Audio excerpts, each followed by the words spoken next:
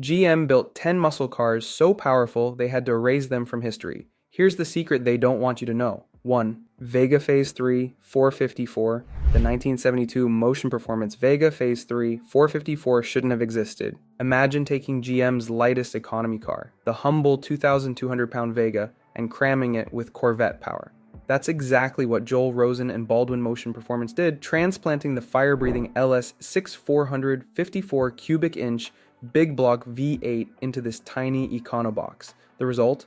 Over 500 horsepower in a package lighter than today's Miata 2. 0 to 60 happened in under 4 seconds, with quarter-mile times in the low 9-second range, faster than most modern supercars. Motion was so confident in their creation that each car came with a written guarantee: run an 11-second quarter-mile right off the showroom floor, or get your money back. But the EPA wasn't amused. After only a handful were built, the government stepped in and shut down production. Too loud, too polluting, too perfect. A muscle car so extreme it had to be stopped by federal intervention. 2. Yenko Turbo Z Camaros. By 1981, the muscle car was supposedly dead. The once mighty Camaro Z28 had been strangled to a pathetic 175 horsepower. But Don Yenko, the legendary performance dealer who terrorized the 60s with his Copo Camaros, wasn't ready to surrender. In one final act of defiance, Yenko partnered with Turbo International to resurrect the Z28's performance with a blow-through turbocharger, pushing 7 psi of boost into the Camaro's 350 cubic inch V8 13. The result was an estimated 275 to 300 horsepower, enough to drop quarter-mile times to 14.5 seconds in an era when performance was on life support. Only 19 Yenko Turbo Z Camaros were ever built, 16 Stage 1 models with the basic turbo package, and 3 Stage 2 versions with wider wheels, stiffer suspension, and enhanced handling. It was the final Yenko-built Camaro before his dealership closed in 1982, the last gasp of rebellion in an over-regulated era. 3. The Pontiac Can-Am. If you blinked in 1977, you might have missed the Pontiac Can-Am entirely, not because it was subtle, but because it disappeared almost as quickly as it arrived. Based on the Le Mans platform, the Can-Am combined Trans Am attitude with luxury car civility. Each one wore distinctive white paint with wild orange-red graphics, a Trans Am-style shaker hood, and a rear spoiler that screamed performance. Under the hood sat Pontiac's 400 cubic inch W72 V8, the same TA 6.6 engine found in the Trans Am, making approximately 200 horsepower, serious power for the late 70s. Pontiac planned to build between 5,000 to 10,000 Can-Ams, but production mysteriously stopped at just 1,133 units. Why? The mold for the fiberglass rear spoiler broke at the supplier, and Pontiac executives, already nervous that the Can-Am was stealing sales from the Grand Prix, decided not to fix it. Just like that, one of the most promising muscle cars of the late 70s vanished forever. 4. Pontiac Firebird Firehawk. Sometimes the fastest cars come from outside the factory walls. The 1991 Pontiac Firebird Firehawk, created by Street Legal Performance, was so quick it scared GM into silence. Starting with the Firebird formula, SLP rebuilt it for war. They modified the 350 cubic inch L98 V8 to deliver 360 horsepower and 360 pound-feet of torque, mated to a 6-speed manual transmission lifted straight from the Corvette ZR1. The results were astonishing: 0 to 60 in just 4.6 seconds and a top speed of 160 miles per hour. Ferrari F40 spec 4-piston Brembo brakes, a Dana 44 rear end, and 275 width tires gave it track-ready handling that embarrassed stock Corvettes. Only 25 were built, sold quietly through select dealers with no factory advertising. Why the silence? The Firehawk was faster than the Corvette, and in GM's world, that was forbidden. This wasn't just a car. It was a rebellion on wheels that GM pretended didn't exist. 5. Chevrolet Monte Carlo SS 454. When Chevrolet introduced the Monte Carlo in 1970, it was marketed as a personal luxury coupe, a gentleman's cruiser draped in chrome and vinyl. Check option code Z20, however, and you'd unlock one of the most underrated big block brutes of the muscle car era, the Monte Carlo SS 454. Behind its formal grille lurked the formidable LS54, 54 cubic inch V8, producing 360 horsepower and a staggering 500 pound-feet of torque. That torque launched the 4,000-pound Monte Carlo from 0 to 60 in just over 6 seconds, with quarter-mile times around 14.5 seconds. Numbers that could embarrass a GTO or Roadrunner at the stoplight 16. All SS4 54s came equipped with the bulletproof H400 turbo hydromatic transmission, heavy-duty suspension, and power front disc brakes. Only around 3,800 units were produced in 1970, making it both rare and collectible today. This wasn't just a Monte Carlo, it was Chevrolet's velvet-gloved hammer, the ultimate sleeper in a tuxedo. 6. Hurst Olds W30. By 1973, the muscle car era was gasping for breath. But Oldsmobile and Hurst Performance teamed up to say, "We're not done yet," with the 1973 Hurst Olds W30.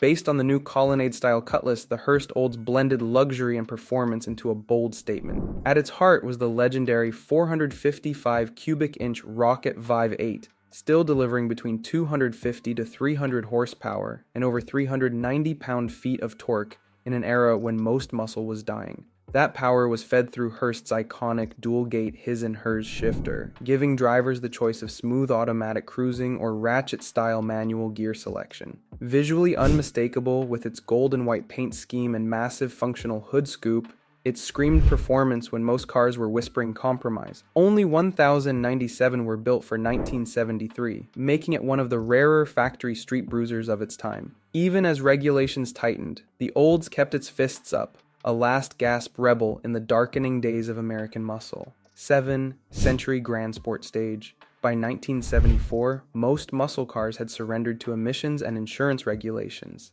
But Buick quietly dropped a sleeper into their mid-size lineup, the 1974 Century Grand Sport Stage. At first glance, it looked like just another Colonnade-bodied personal coupe.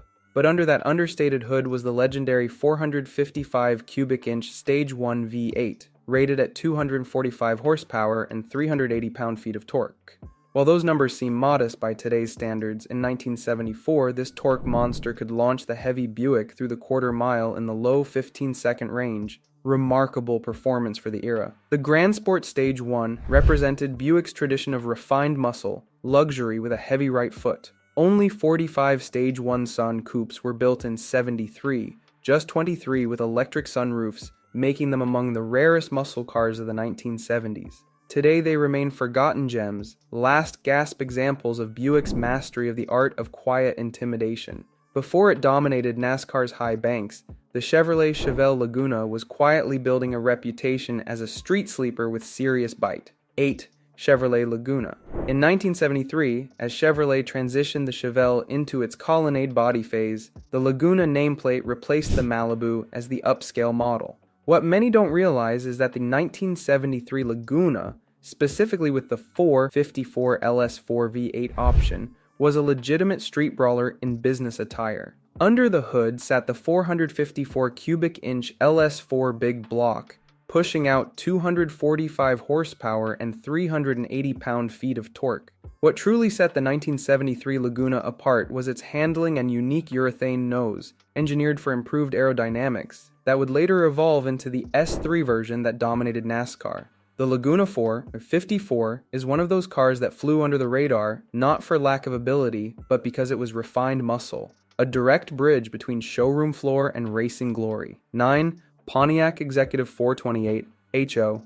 Say Pontiac Executive to most car fans today, and you'll get blank stares. But in 1969, hidden within Pontiac's full-size lineup lurked the Pontiac Executive 428 HO, a forgotten land yacht that could run with the best muscle cars of its time. Slotted between the Catalina and the Bonneville, the Executive was meant to be a more affordable full-size luxury cruiser, but checking the right option boxes unlocked the 428 cubic inch V8, the same engine found in the Grand Prix SJ and GTO. This high-compression big block churned out 390 horsepower and 465 pound-feet of torque, launching the 4,200-pound Executive from 0 to 60 in around 6.5 seconds. Astonishing for a car of its size. Pontiac didn't market it as a performance car. There were no stripes or scoops, just a discreet badge, a bench seat, and enough torque to smoke the rear tires on command. It was a muscle car for grown men, a GTO in a tuxedo, built to fly under the radar. 10. Oldsmobile 442 W30. By 1977, the muscle car era was on life support, but Oldsmobile wasn't ready to pull the plug just yet.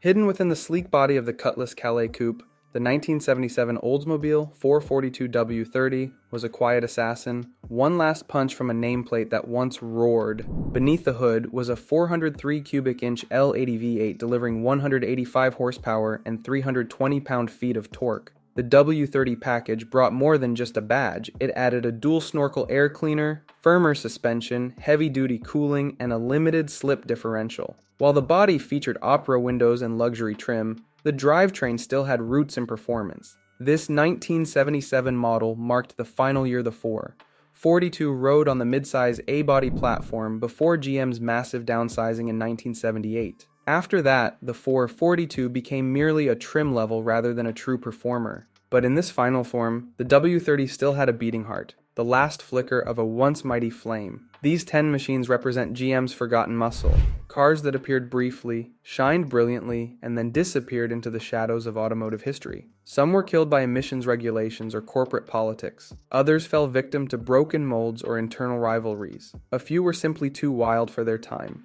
But each tells a story of rebellion against the constraints of their era, whether it was the early 70s emissions crackdown, the mid-70s fuel crisis, or the performance desert of the early 80s. These weren't just cars, they were statements of defiance, engineered by true believers who refused to let the muscle car die without a fight. So the next time someone tells you they know every GM muscle car ever built, ask them about the Motion Vega, the Yenko Turbo Z, or the Pontiac Can-Am. Chances are, you'll see a flicker of confusion. Why is it so? Let us know in the comments below, and don't forget to like and subscribe for more such content. So until next time folks, keep it real.